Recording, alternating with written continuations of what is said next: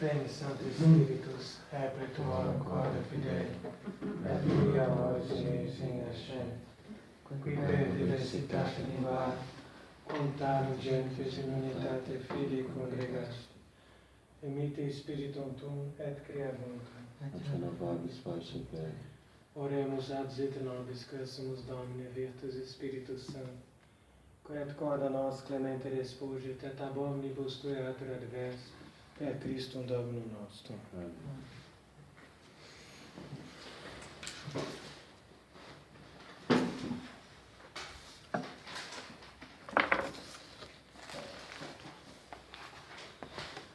Queridos irmãos, hoje nós vamos fazer este momento de reflexão, que seria a terceira conferência a respeito desse tema que nós estamos desenvolvendo aqui durante esta quaresma de 2019, né, que procura fazer um paralelo entre a espiritualidade da quaresma e o momento crítico que nós estamos vivendo na igreja, né? Então, o nosso objetivo aqui é fazer uma abordagem espiritual, né?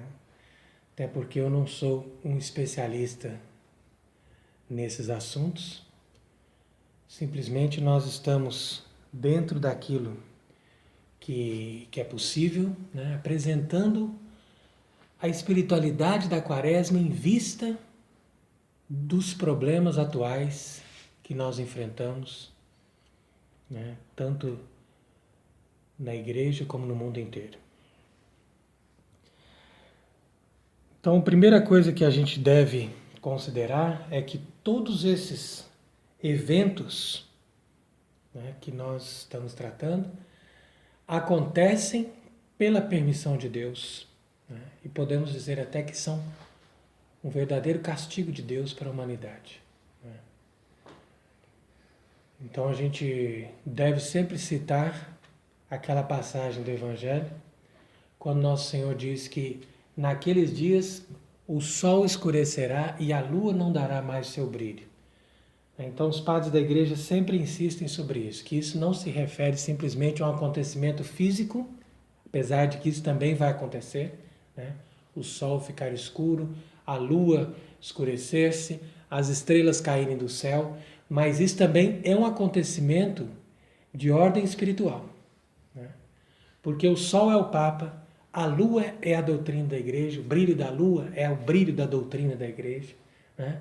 As estrelas do céu são os bispos, né, que proclamam a doutrina católica. Então, nesses dias, nós estamos passando por essa calamidade, né? A igreja eclipsada. Então, por isso que diz aqui, desde a entrada da quaresma, nós lemos essa passagem de Joel, capítulo 1, né, que diz ali: sacerdotes, vesti de luto e chorai, gemei, ministros do altar, vinde dormir em panos de saco, ministros de Deus. Não há mais oferendas nem libação na casa do vosso Deus. Então é o que Nosso Senhor diz, é a abominação da desolação. Quer dizer, o tempo em que acabou, ou que estamos em um movimento para que se acabe a oferenda, né? Ou seja, o culto que é dirigido a Deus. E vamos fazendo que esse culto seja substituído pelo culto do homem.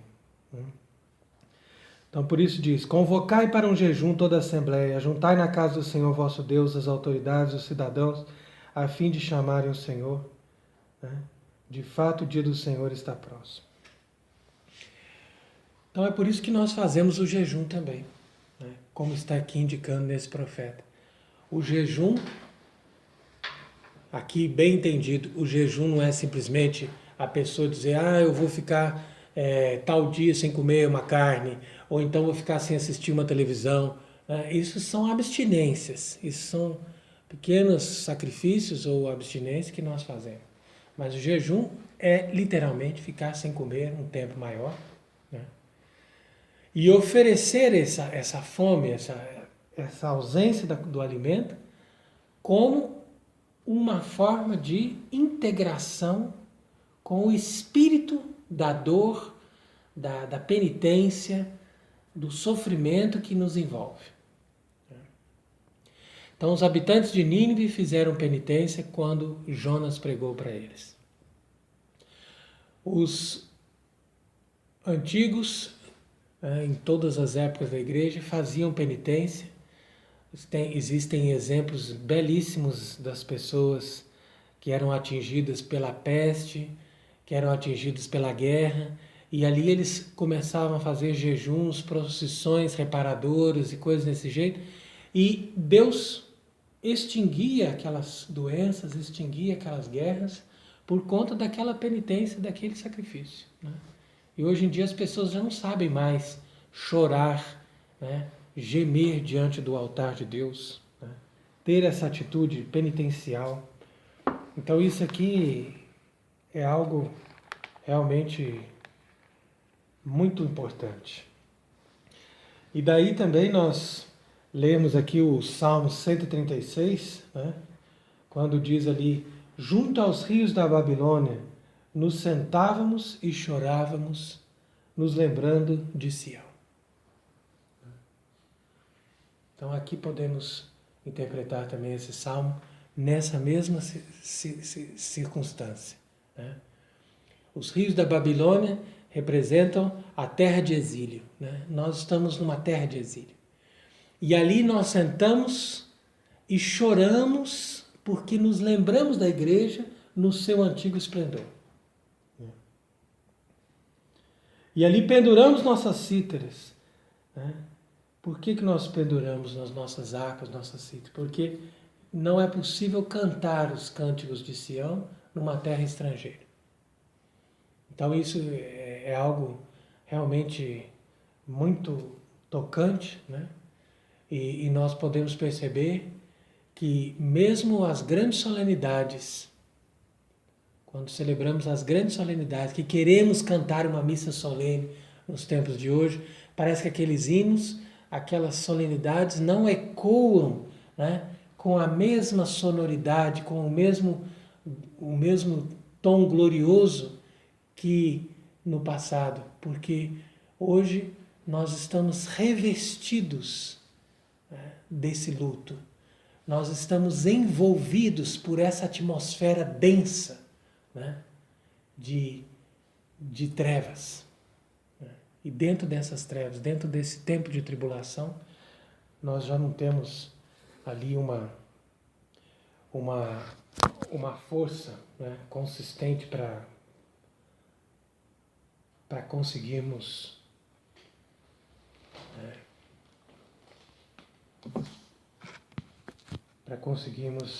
celebrar a Deus e cantar os hinos de Deus. Bom, então, aqui vamos entrar no tema de hoje.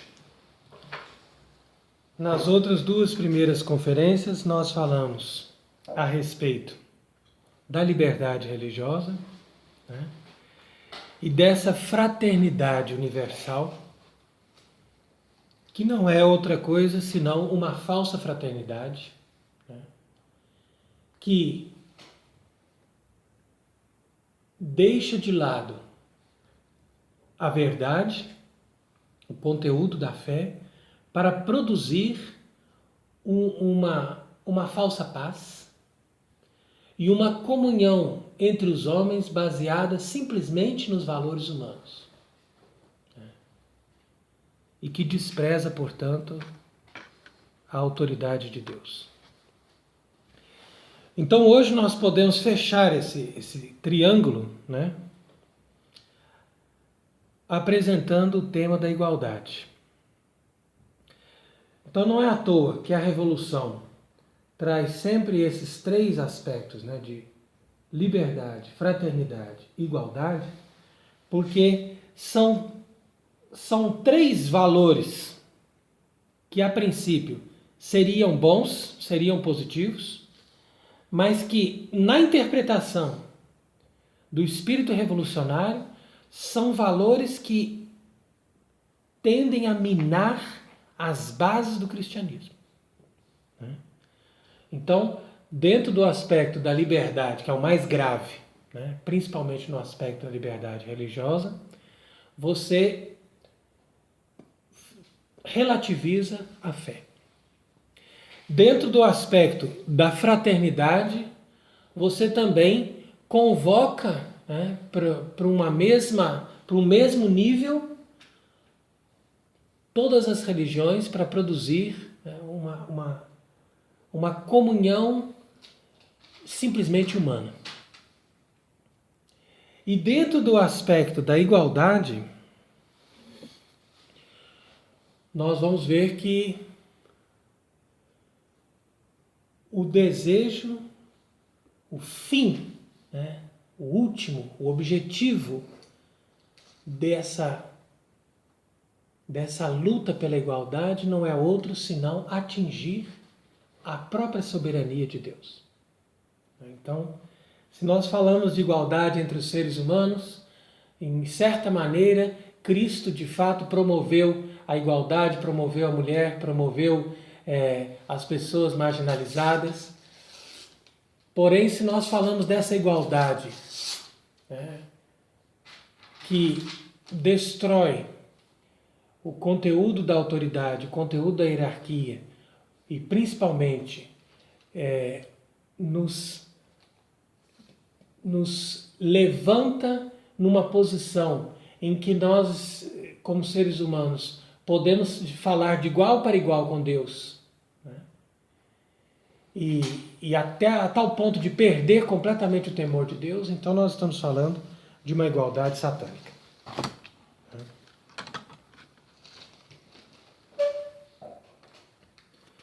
Então, por isso que é importante a gente tratar de cada um desses temas entre si e identificar esses temas dentro do ensinamento do Concílio Vaticano II.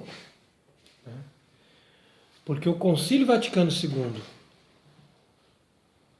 em si, né, ele poderia até ser analisado de uma maneira positiva, as pessoas poderiam tirar muitos ensinamentos bons, porque é claro que eles não iam chegar ali e fazer um concílio simplesmente para falar de temas completamente contraditórios com a doutrina anterior da Igreja. Mas o espírito do concílio era ruim, a necessidade de convocar o concílio, ela teve uma motivação maligna, né? E o concílio acabou se tornando a oportunidade para esses inimigos da igreja infundirem as suas ideias dentro daqueles textos, misturados com aqueles textos, no meio de ensinamentos que são válidos e que já são comprovados pela igreja desde os tempos antigos, né? Então quer dizer que o concílio foi um pretexto para infundir dentro de documentos que teriam a pretensão de ser um autêntico magistério, né, e ali se colocar a difusão de todos esses erros, né, que não são outra coisa senão ideias revolucionárias. Por isso que os próprios artífices do concílio, e mesmo professores, bispos e pessoas de poder, né, na igreja, admitem que o concílio foi uma revolução. Admite que o concílio foi uma revolução e a própria imprensa fala do concílio como uma revolução dentro da igreja. Revolução por quê? Porque a igreja admitiu essa liberdade, né, religiosa principalmente, que é completamente contraditória com o próprio evangelho.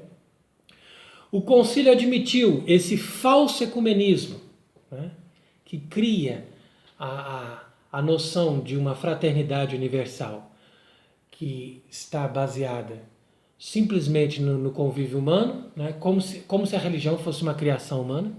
Né? É por isso mesmo que nós chegamos nesse documento do Papa Francisco agora, em fevereiro, né? Da Fraternidade Universal. Então, esse documento do Papa Francisco, que levou muitos à indignação, ele não é outra coisa senão uma reprodução do ecumenismo do Vaticano II. Né? Então, nós não estamos nos afastando do ecumenismo do Vaticano II e nem da Declaração sobre a Liberdade Religiosa do Vaticano II. Simplesmente nós estamos concretizando esses falsos valores até o último grau, né, conforme era o objetivo desde o início. E agora, por sua vez, falando da igualdade. Né? A igualdade significa o quê? Simplesmente dar o valor para cada ser humano, na sua dignidade diante de Deus, todos são iguais em termos de dignidade. Isso aí não seria uma igualdade anticristã. Mas essa igualdade que nós vamos ver aqui é uma igualdade antinatural, é uma igualdade que tende a ferir a própria autoridade de Deus, né? Portanto, é uma igualdade com princípios revolucionários. Então, por isso mesmo, aqueles textos ambíguos que estão no meio de muitos textos claros e bem explicados sobre o primado romano pontífice, sobre a importância da hierarquia, da constituição hierárquica da igreja, né? Ao lado deles você tem outros textos ambíguos que levaram a igreja a adotar um espírito democrático. Né? E aí a gente vai entendendo, né, principalmente se a gente analisa hoje onde que chegou o processo todo, né, a gente vê que é realmente um espírito democrático revolucionário. Porque a democracia em si mesma ela não é necessariamente maligna ou anticristã.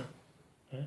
Mas a democracia que não considera que toda autoridade vem de Deus, ela é sim anticristã. Então veja que nós estamos vivendo aquele período entre o concílio e a conclusão de todas essas ideias revolucionárias, né?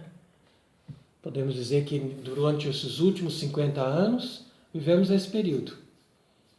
Então podemos comparar esse período que estamos vivendo agora com aquele período que os apóstolos e a igreja primitiva viveram entre o dia de Pentecostes e a destruição do Templo de Jerusalém. Ou seja, Deus permitiu que o judaísmo verdadeiro, entre aspas, né? Porque o Antigo Testamento já tinha sido abolido desde o momento em que Cristo morreu na cruz. Mas aquela prática do judaísmo verdadeiro, ela ainda continuou, os próprios apóstolos frequentavam o templo. Enquanto o templo sobreviveu, na hora que o templo foi destruído, então acabou aquele antigo judaísmo. Então assim também nós hoje experimentamos essa transição, né, que vai entre o dia da proclamação do Concílio Vaticano II até o dia em que eles estarão dizendo, agora sim nós consumamos a Igreja Mundial. Substituindo a Igreja Católica. E o que seria a Igreja Mundial? A Igreja Mundial seria a Igreja do homem. A Igreja que está feita para o homem de acordo com os ideais do homem. E que não está mais, de forma alguma, presa aos princípios e aos dogmas revelados por Deus. Isso é a Igreja Mundial. Então, quando o pessoal hoje em dia faz todo esse alarde em torno da questão do Papa Francisco, né? Então a gente deve entender que não é o Papa Francisco que é o autor de todo esse movimento. Senão seria fácil. Se o problema fosse ele, era simplesmente uma questão de reunir os bispos, reunir os cardeais, deporem, né? Fazer uma correção e depois todo um processo canônico para até depor esse Papa. Então tem alguns que têm a opinião que a sede está vacante, ou seja, que aquele que está lá não é verdadeiro Papa e simplesmente não existe mais hierarquia, não existe mais nenhum bispo válido ou nenhum cardeal válido e toda a igreja está destituída da sua hierarquia. Então essa opinião a gente respeita, mas a gente não tem como, pelo menos no meu ponto de vista, a gente não tem como aderir a isso, né? Porque é bem óbvio, bem claro para todos que eles estão ali, né? Eles se apresentam como chefes da Igreja Católica. Então, se eles têm a autoridade de se apresentar como chefes da Igreja Católica e ocupam, né, os lugares onde os romanos pontífices atuaram, então eles são verdadeiros chefes da Igreja Católica, são uma verdadeira hierarquia. Agora, por que essa verdadeira hierarquia, Deus permite que ela permaneça, sendo que a gente vê claramente que eles estão contrários à doutrina da Igreja e trabalhando para a destruição da Igreja Católica, no sentido da Igreja com os seus valores e a sua doutrina de sempre, né? Então, quer dizer, existe aí uma permissão de Deus. E é isso que nós podemos dizer que é a paixão da igreja, é o sofrimento da igreja católica. A igreja está sangrando, está morrendo nas mãos da sua própria hierarquia, né? Como aconteceu com Cristo, né? Então, naquele tempo, aquela hierarquia de Israel que proclamou a condenação à morte de Nosso Senhor. E assim também podemos dizer que o Concílio Vaticano II deu a sentença de morte à Igreja Católica. Só que isso é consumado no decorrer de muitos anos. Então, por isso que a lógica, o método revolucionário, né, faz as coisas de uma forma muito bem estruturada, muito bem planejada. Então, eles não podem, em seguida, na década de 70, década de 80, vir com Amoris Laetitia. Não. Amoris Laetitia tem que ficar para o ano, né, bem para frente. Agora, 2017, 2016. Então, esse tempo, né, aí o Amoris Laetitia pode ser aplicado. Por quê? Porque aí as pessoas já estão preparadas. Nós já trocamos muitos bispos, já trocamos muitos padres, já preparamos a mente das pessoas para aceitarem essas coisas, né? Então, por isso que o Papa Francisco tem toda essa liberdade de atuar e ninguém consegue tirar ele, né? Ninguém consegue depor um Papa que simplesmente nega a própria essência da religião católica, que são os seus dogmas, que é a sua doutrina, que é o seu ensinamento tradicional, né? Então aqui a gente não precisa entrar em detalhes sobre isso, porque Vossas Caridades têm acesso a tudo aquilo que ele diz, tudo aquilo que ele revela, né? Todas as suas ações. Então, o que nós precisamos entender é isso, é que por trás dele está toda uma estrutura. Por isso que ele está ali. Então, perguntaram uma vez para Dom Helder Câmara: será que nós vamos precisar de um Concílio Vaticano III para a gente conseguir colocar em prática o ideal do Vaticano II? E Dom Helder respondeu o seguinte: não precisa do Vaticano III. Basta o tempo. E com o tempo a gente coloca aquilo ali para ser implementado, né? Então, por enquanto a gente tem ali as ideias. Se a gente já tem essas ideias colocadas no papel, né, e endossadas pela autoridade da igreja, basta. Agora basta o tempo. O tempo vai fazer isso, né? Então, por isso que foi, de certa forma, profético e ao mesmo tempo bem conclusivo, né, o discurso que o Papa Paulo VI fez no encerramento mesmo do Concílio Vaticano II, né? Então, nesse dia de encerramento, foi no dia da Imaculada Conceição, ele não falou do pecado original, ele não falou do privilégio de Nossa Senhora, né, de ser concebida sem pecado, mas ele falou, sim, do culto ao homem, né? Ele diz que a igreja agora assumiu um humanismo, né? E a igreja agora também tem o culto do homem. Então é por isso que nós chegamos onde chegamos hoje. Então, tudo é um processo, tudo é uma cadência que vai bem planejada, né? Cada ano, cada década, né? E tudo é bem estabelecido de uma forma que você não tem como segurar. Né? Ora,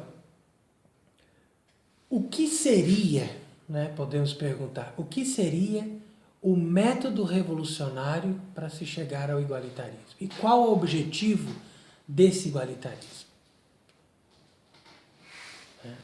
Então, se nós entendemos que o espírito da revolução ele nasce das lojas maçônicas, né? E que as lojas maçônicas, por sua vez, têm como mestre, como o modelo, né? Como o Deus, o arquiteto do universo, o próprio Lúcifer. Então, concluímos que o objetivo da revolução e, portanto, do método maçônico revolucionário é atingir Deus, porque Lúcifer quer destronar Deus. Então esse é o objetivo final. E qual é o grito de Lúcifer? Jeremias capítulo 2, não serve, quer dizer, não servirei. Então, uma vez que a revolução se aproxima do poder, a revolução grita contra Deus. Mas na Terra, Deus não pode ser atingido a não ser na figura do Papa. Então, a primeira etapa, o primeiro objetivo desse ímpeto revolucionário é atingir o Papa.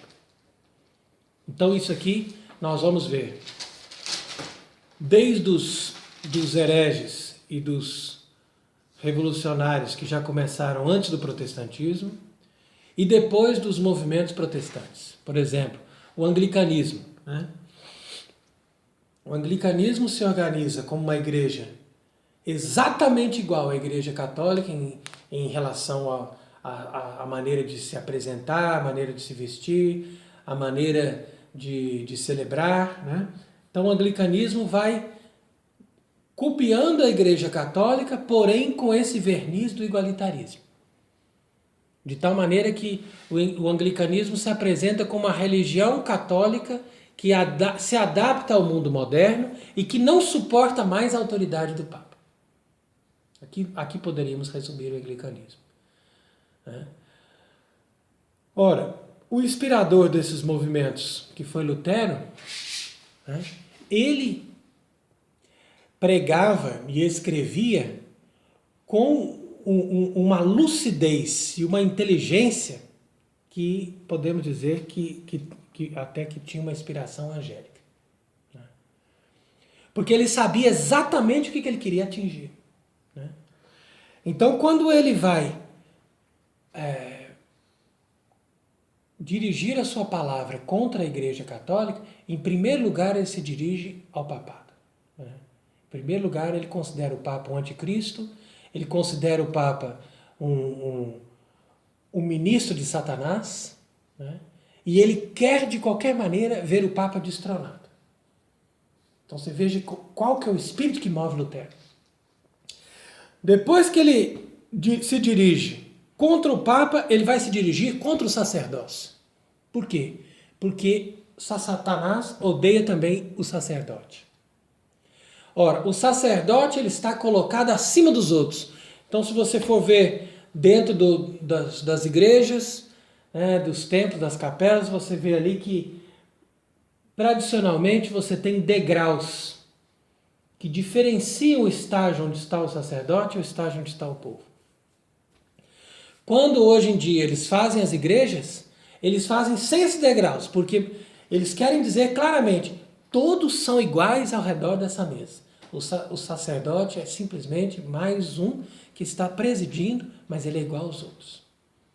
Inclusive, eles dizem que tem que ser feito um altar quadrado, porque os 4 lados são iguais para mostrar a igualdade de todos que se assentam em volta da mesa. Então, tudo isso tem um grande simbolismo, e aí a inspiração de Lutero, né, está bem presente, né, de atacar o sacerdócio. E por fim, Lutero também ainda ataca a própria razão. Por quê? Porque a razão, ela faz com que os doutores da igreja, aqueles que apresentam os argumentos segundo a lógica, segundo o método escolástico, que eles se imponham perante as inteligências, pelo menos as inteligências de elite, que são capazes de se curvar perante o raciocínio lógico. Então, quando Lutero vem nesse terceiro estágio, ele quer atingir as elites. Por quê? Porque ele sabe que se não destruir a razão, você não tem como imperar o protestantismo. Né? Você tem que fazer não somente um ataque ao Papa e ao sacerdócio, mas também um ataque à própria razão. Porque se existe a razão, as inteligências vão se curvar perante o raciocínio mais correto. Né? Aquele raciocínio que tem mais lógica, que tem mais coerência, e eles vão automaticamente dar consentimento à palavra daqueles doutores que se revestem da doutrina católica muito bem fundamentada na razão, não somente nas escrituras, mas também na razão humana. Então, a partir desse grande furacão do protestantismo, a revolução avança.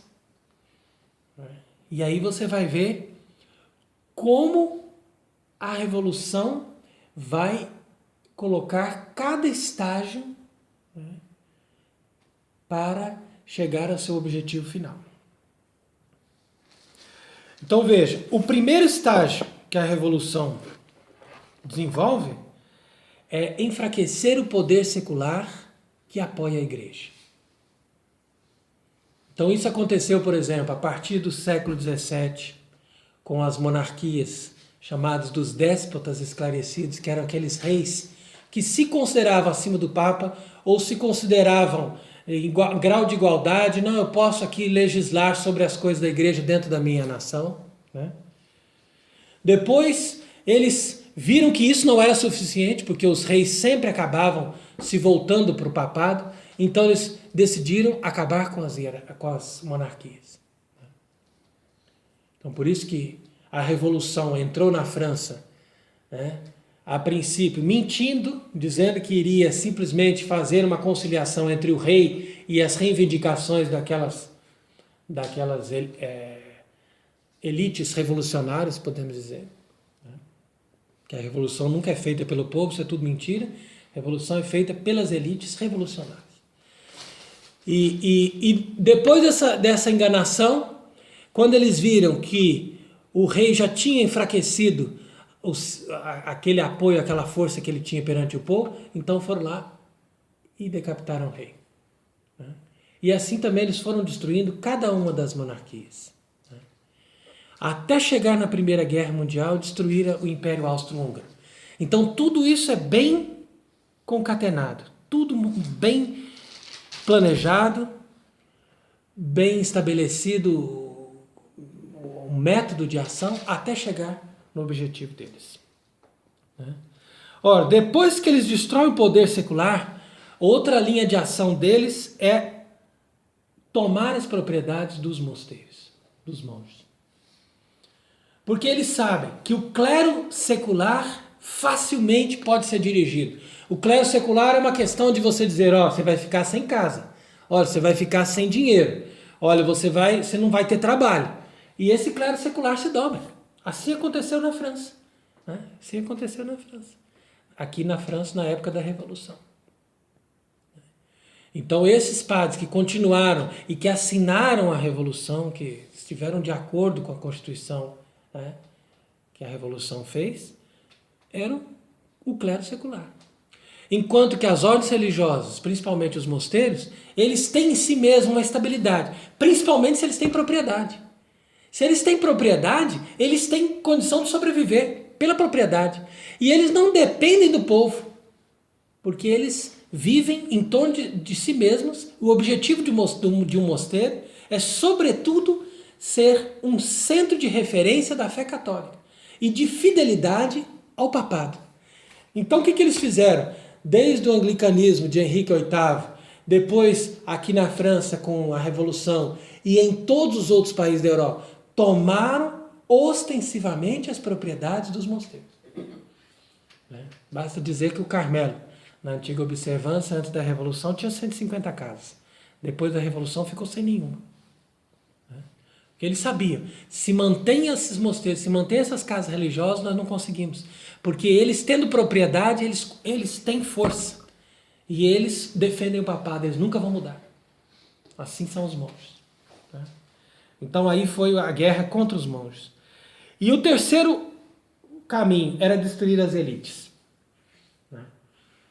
Então ali precisavam destruir as elites, porque se você não tem mais as elites, e não tem mais os mosteiros, não tem mais a estrutura normal da igreja, então acabou. Acabou, uma questão de tempo. Ora, a elite é justamente aquela camada da sociedade que tem uma formação, que tem uma consciência, que tem uma inteligência, que está superior aos outros, porque o homem é desigual por natureza.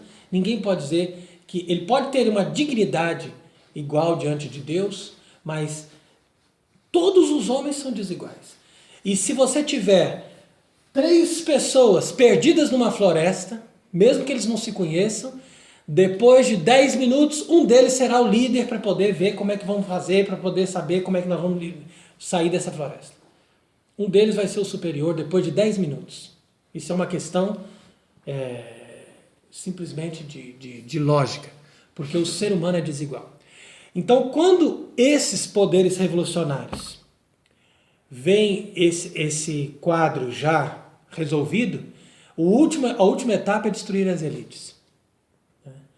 As elites que são bem formadas, que são realmente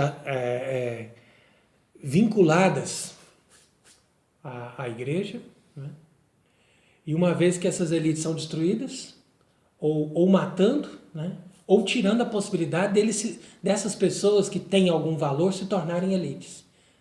Por isso que eles também, geralmente, procuram recrutar as pessoas mais inteligentes para atuar nas seitas secretas, evitando que essas pessoas possam se tornar elites católicas. Então veja, olha como é complexa a coisa.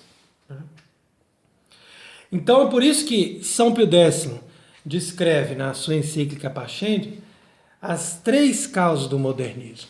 Quer dizer, o que está por trás de todos esses movimentos?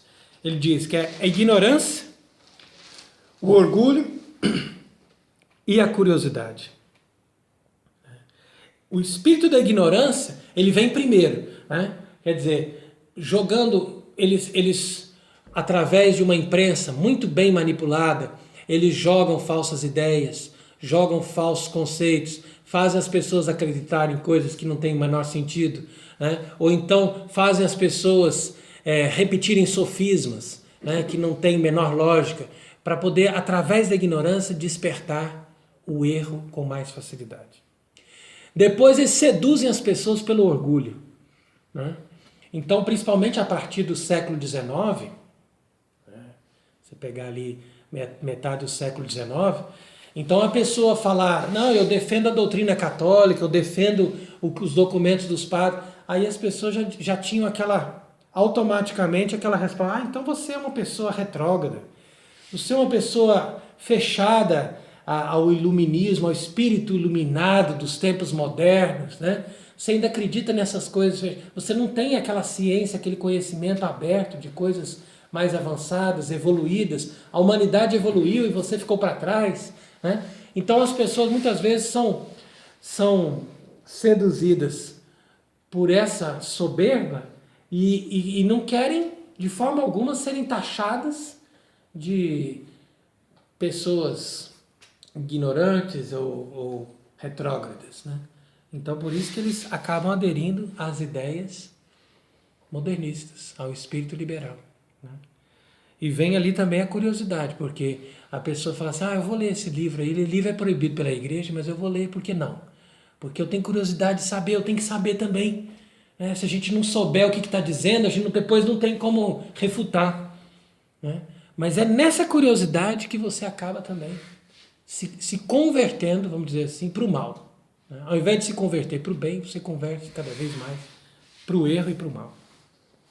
Então você veja como a serpente seduziu Eva, né? Da mesma forma a serpente seduziu a nossa civilização moderna. Sempre pela mentira, né? Sempre pela tentação da curiosidade, levando as pessoas a acreditar que Deus é nosso inimigo, que Deus quer ser maior do que nós, que Deus nos colocou num grau como se a gente fosse só para servir a Ele, e Ele não quer fazer nada por nós. Através dessa mentira e dessa tentação de querermos ser iguais a Deus, né, que Satanás leva a humanidade para o abismo. Outra figura também bíblica do mundo moderno é a Torre de Babel. Você encontra lá no capítulo 6 do livro do Gênesis, né? Eles construíram uma torre e eles disseram, nós vamos até o céu agora com essa torre. Então essa tentação de atingir o céu, isso aí vem desde os primórdios da humanidade. Então nós não estamos falando de um problema que aconteceu agora de 200, 300 anos para cá. Não, os primórdios da humanidade já estão revestidos desse desejo de ser igual a Deus. Desse ideal de atingir o próprio Deus. Porém, o homem teve os seus momentos de conversão, né? E a humanidade encontrou, muitas vezes, um caminho de graça. Mas, ultimamente, como a humanidade fez uma opção geral, né, por essa rebeldia contra Deus, então, aqui nós entramos exatamente na Torre de Babel moderna, que vai, inclusive, gerar o caos que reina hoje em dia no mundo também.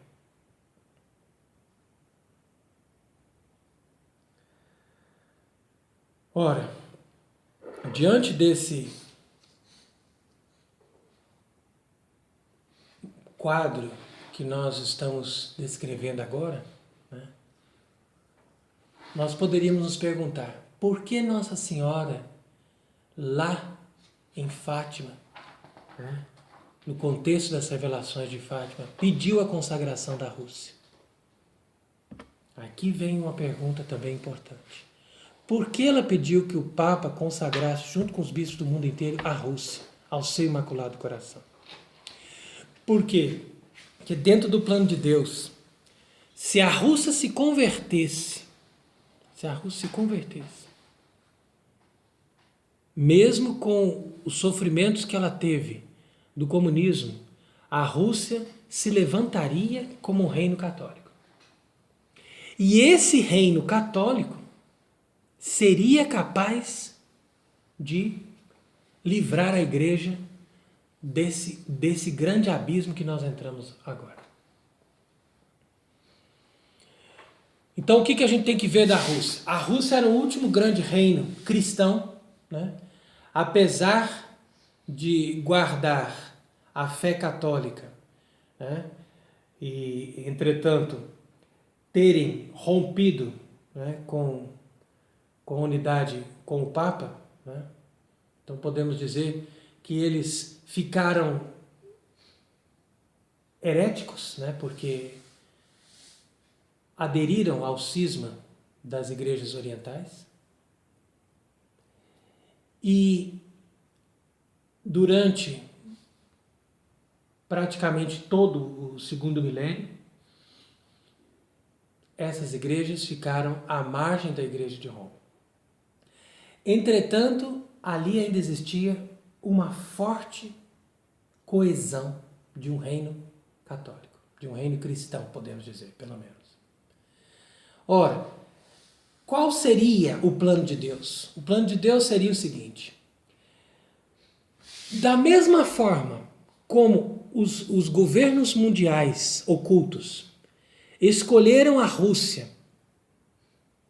como o lugar da revolução comunista, que seria o ápice da revolução, né? dessa utopia igualitarista do comunismo, né? Justamente porque na Rússia existia um reino cristão muito forte, então Nossa Senhora teria também escolhido a Rússia e, a partir de uma consagração do Papa, nós acreditamos que aqueles bispos e aquele clero, principalmente da diáspora, né, que pertenciam à Igreja Ortodoxa Russa e que não aceitavam o comunismo, se converteriam ao catolicismo completo. Né, vamos dizer assim, teriam aderido nesse momento, eles teriam tido uma graça de aderir à unidade da Igreja com o Papa. Imagine isso. E eles então conseguiriam, junto com a Igreja Uniata da Ucrânia e junto com o movimento das pessoas, né, apesar de que o comunismo acabou com quase toda a elite, mas com aquilo que restava da elite da Rússia, da Santa Rússia, né, então nós teríamos uma restauração de um reino católico e não somente o fim do comunismo de forma verdadeira, coisa que não aconteceu, né? Não somente o fim do comunismo de uma forma verdadeira, mas sim o renascimento de uma verdadeira nação católica. O que daria suporte para enfrentar esse movimento do Concílio Vaticano II. Então, a causa de um Papa hoje ter toda a liberdade de dizer as piores blasfêmias e heresias é exatamente por causa disso, porque não tem um braço secular que apoie, a força secular que apoie os bispos ortodoxos, ou seja, que tem a verdadeira fé, né, católica e ortodoxa, para derrubar aquele movimento, né, herético que dominou a igreja. Então esse é o ponto de vista aqui, a minha opinião, sobre esse movimento, né, que poderia ter nos livrado do vértice da revolução onde nós chegamos hoje. Então o Vaticano II abriu todos esses precedentes, né, para introduzir essa ideologia revolucionária na igreja, seja em relação a essa democracia falsa, né, como nós estávamos comentando, seja em relação também a esse espírito do laicismo e mesmo também a essa ideia da colegialidade, né, tirando, de certa forma, a autoridade do Papa, né, porque a autoridade do Papa, quando ele realmente defende a verdade, deve ser total, deve ser plena, né, acima de qualquer colégio, de qualquer concílio, porque assim foi na história da igreja e foi assim que o Papa salvou a fé, mesmo em tempos em que a fé estava sendo ameaçada lá em Constantinopla, né? Então, se você for ler algo muito interessante para ser estudado, por exemplo, é a crise iconoclasta, né, que aconteceu ali no século VIII, depois voltou de novo no século IX, né? E como que conseguiram vencer a crise iconoclasta? Foi uma crise violenta. Foram 50 anos no século VIII, depois mais 30 anos no século IX. Né? Muitos mártires, né, foram coroados na sua morte gloriosa pela defesa das imagens. Né? E como que a igreja conseguiu vencer? Com a força do Papa. Né? Com a coerência e o poder do Papa. E São João Damasceno, que nós celebramos ontem, ele é justamente um modelo. São João Damasceno, podemos dizer que é um modelo de um verdadeiro doutor da igreja, né, que soube identificar no Papa de Roma o fundamento da unidade e a coesão da verdadeira fé. Por isso que João Damasceno, né, junto com alguns outros, conseguiram vencer aquela crise que se passava na igreja em Constantinopla, né, a crise iconoclasta. Então quer dizer que a Igreja Católica, ela é uma estrutura, é um organismo. Ela é criada por Deus, ela é feita por Deus de uma forma perfeita, estável e sublime, inatingível, podemos dizer, inatingível. Era uma torre inatingível. Mas como que os inimigos conseguiram render os guardas, dominar essa torre e ocupar o poder, né, dessa estrutura perfeita que Deus criou? Né?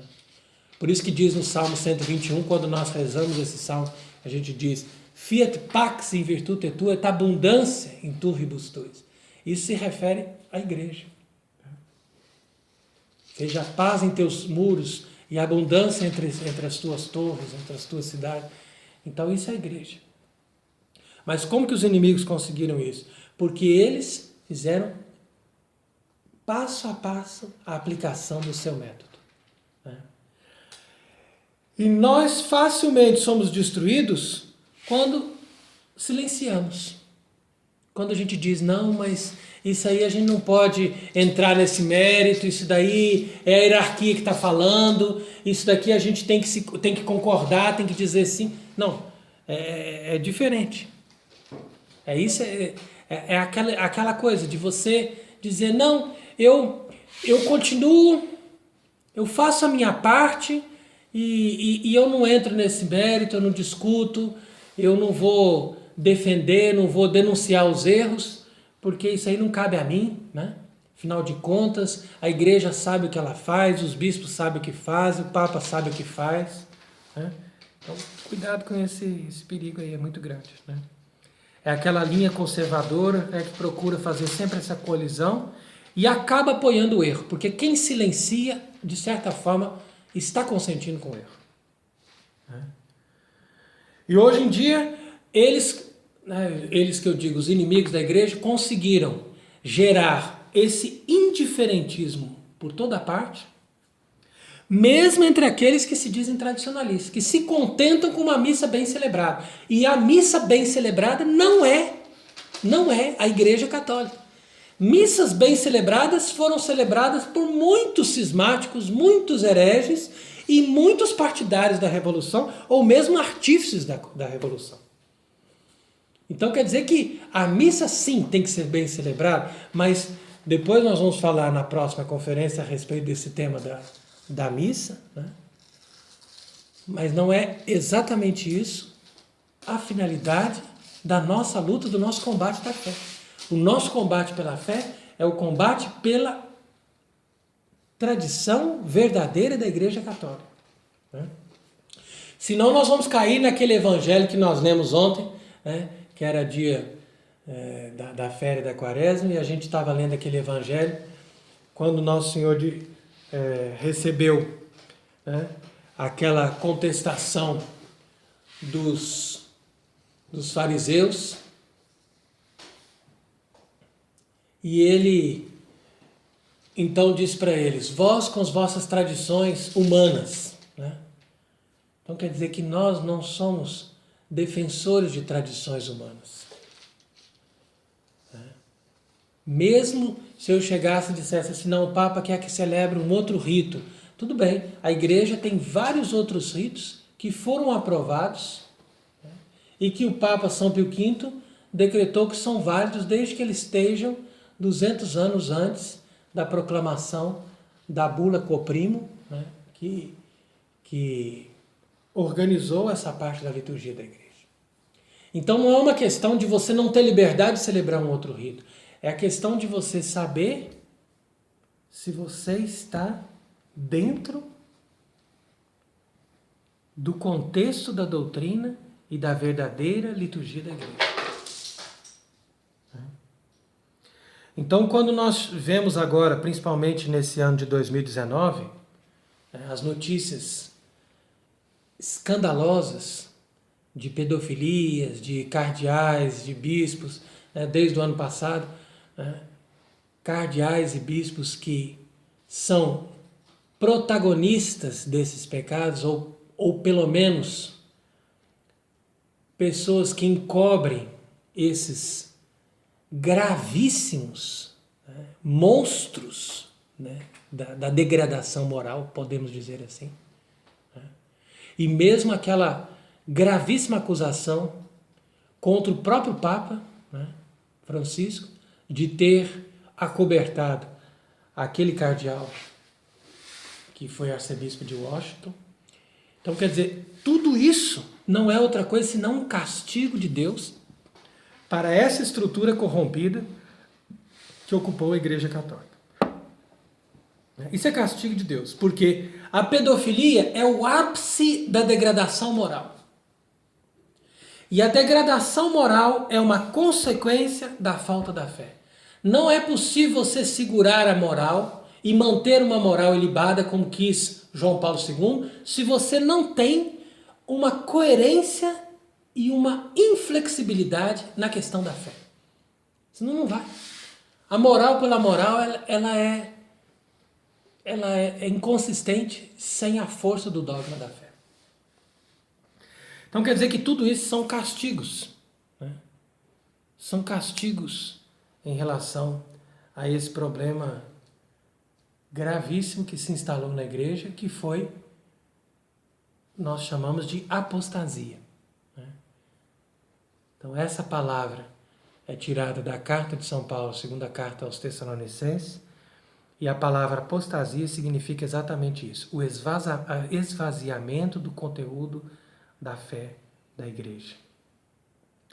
Ora, então, para concluir, nós vamos analisando todas essas ideias em torno desse contexto, né, de sistemática destruição da fé católica, né, e de implantação de uma igreja revolucionária que nós podemos chamar hoje de Igreja Mundial Democrática da Fraternidade de Todos os Povos. Vamos dar um nome, né, para substituir o nome Católica Apostólica Romana, que é um nome assim muito ultrapassado.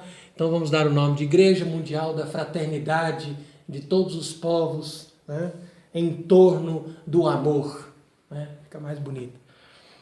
E ali fazemos também uma consideração sobre o termo, né, de toda essa degradação, porque diante dessa democracia você perdeu o sacerdócio, o padre hoje em dia chega para celebrar uma missa e é o povo que vai dizer o que ele tem que fazer, o que ele não tem que fazer.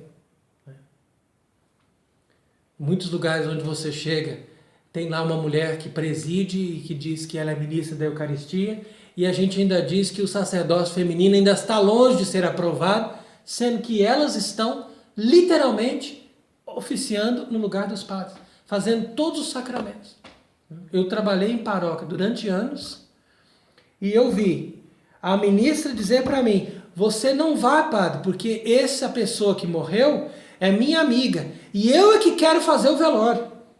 Então quer dizer que eu não podia ir fazer o velório como padre, ela é que tinha que ir, porque ela era ministra da Eucaristia, tinha o mesmo poder que eu, segundo ela, entendeu? Ela tem o mesmo poder, tem o mesmo ritual na mão, e ela que tem que ir porque, afinal de contas, a família vai estar lá e ela quer homenagear a amiga dela, que morreu. Então isso é democracia. Acabou. Né? Nós não temos mais hierarquia, não tem mais nada. Né? Por isso que hoje em dia a gente chega nas igrejas, tira os degraus, porque não pode existir hierarquia. Todos estão em grau de igualdade. Né?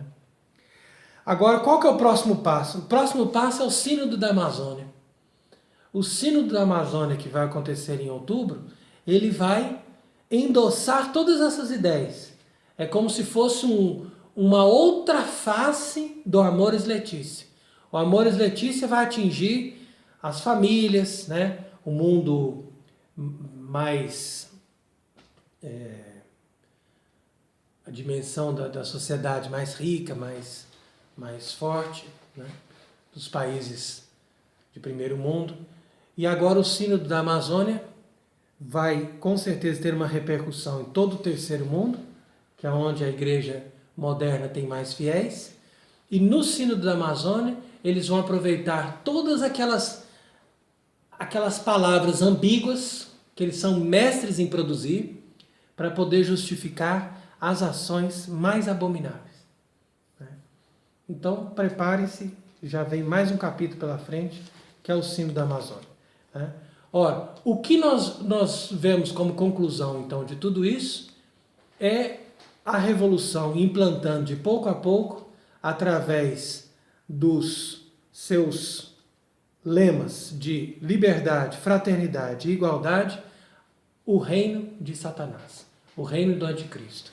O anticristo não é outra pessoa senão aquele que disfarçadamente promove o homem e, no final das contas, vai entronizar o próprio Lúcifer como soberano deste mundo. E isso aí nós vimos aí um bom exemplo, né, uma boa figura dessa realização próxima, né, naquilo que aconteceu no desfile de carnaval deste ano. Porque, segundo as pessoas dizem, estava ali essa escola de samba desfilando e Lúcifer derrotava São Miguel, destronava Deus, o diabo estava ali reinando e todos os valores da religião estavam sendo invertidos. Então, quando nós vemos hoje o satanismo imperando na própria vida das crianças, porque hoje em dia não existe mais nem sequer um desenho animado que você pode dizer que é preservado do satanismo, disfarçado ou claramente revelado. Então aí você percebe que o demônio, hoje ele tem aquela soberba, aquela confiança de dizer que essa geração dessas crianças está sendo preparada para servir a ele. Então, se a gente não denuncia, se a gente não tem muita coragem de enfrentar tudo isso, mesmo que sejamos depois condenados por esse mundo à morte, seja física ou moral, não importa, mas se nós não temos a coragem de enfrentar, cada vez mais a igreja cai nas mãos desse império, de Satanás que está estabelecido através das revoluções. Então eu quero terminar invocando a intercessão de Nossa Senhora para que nós possamos nos conscientizar da gravidade do nosso tempo e com o espírito de penitência, de contrição, de jejum, de lágrimas, impetrar diante de Deus a misericórdia para que Ele possa, mesmo que seja pelo castigo, destruir essas estruturas de poder que impedem que a igreja seja realmente livre para expressar a verdadeira fé católica e para conduzir as pessoas à salvação eterna. Amém. Ave Maria, cheia de graça, o Senhor é convosco. Bendita sois vós entre as mulheres, e bendito é o fruto do vosso ventre, Jesus. Santa Maria, Mãe de Deus, rogai por nós, pecadores, agora e na hora de nossa morte.